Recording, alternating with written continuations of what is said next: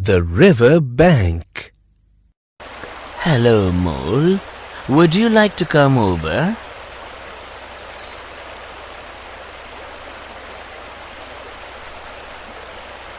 Do you know, said Mole, as the rat shoved off, I've never been in a boat before in all my life.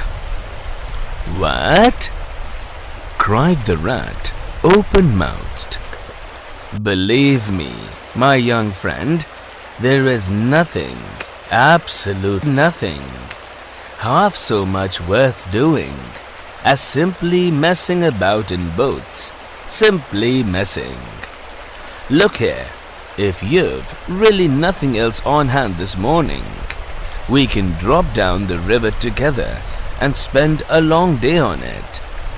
I have pickled gherkins, salad, French rolls, cress sandwiches, lemonade, soda water.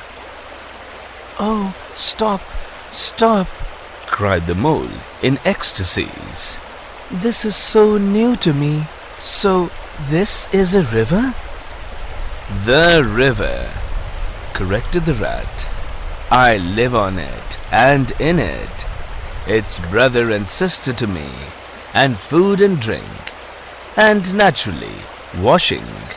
It's my world, and I don't want any other. What lies over there? Asked the mole, waving a paw towards a background of woodland. That? Oh, that's just the wild wood, said the rat shortly. We don't go there very much. We riverbankers, weasels, stoats, foxes, and so on, live in the wild wood. They're all right in a way, but well, you can't really trust them, and that's the fact. And beyond the wild wood again? Asked Mole, where it's all blue and dim, and one sees what may be hills, or perhaps they mayn't be, and something like the smoke of towns. Or is it only a cloud?